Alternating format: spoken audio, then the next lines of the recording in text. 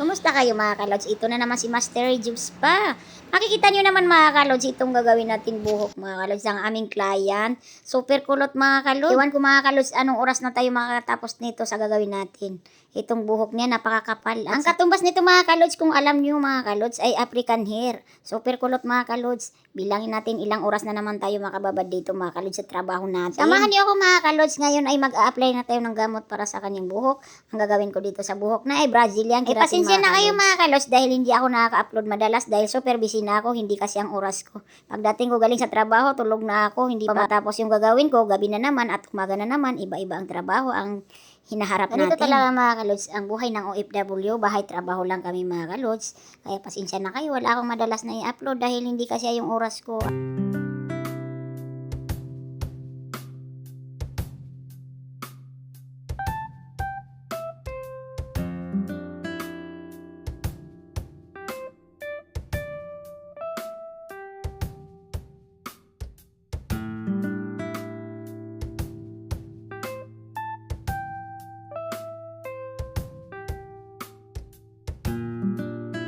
Ito na mga kalods, tapos na tayo mag-apply ng gamot at babad natin mga kalods ng 2 oras ang buhok ni madam. Habang inaantay natin siya ay gagawin natin ang isa pang client mga kalods.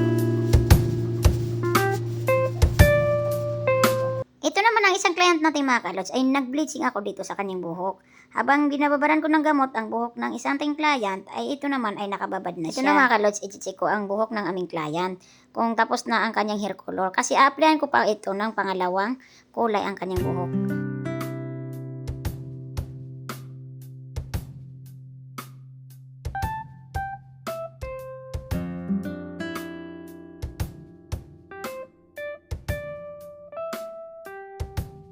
Ito na mga kalods, tapos ko na-applyan ang buhok ng aming client at ibabad natin ito ng 1 oras mga kalods. Pagkatapos mga kalods, ibabad ng 1 oras ay kukulayan ko ulit ng pangalawang hair color ang buhok ng aming client.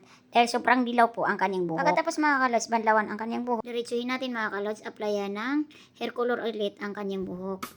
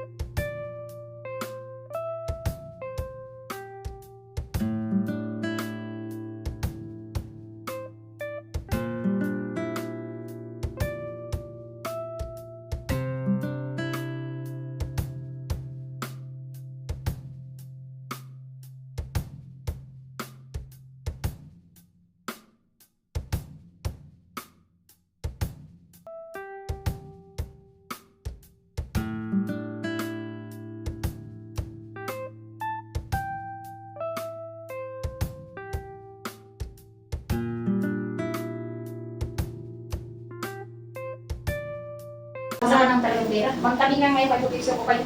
Hindi, siya lang magbigay ng 130. Kanya lang kung ano 130 na. Alis ka na, alam mo, para kay Trump. Wala naman ng akin. Ay, Grabe naman talaga, tingnan ko talaga yung buhok ko. Marami niya ba trip ka dyan, ayun si Sarah Robinson pa. Ay, Sarah, ipasa mo yung payment eh. Ipasa ko na ang payment.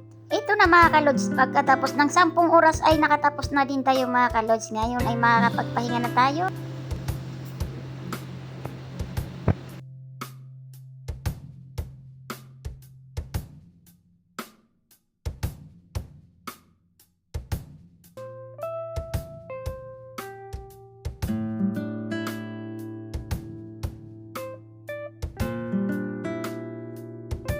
Wow.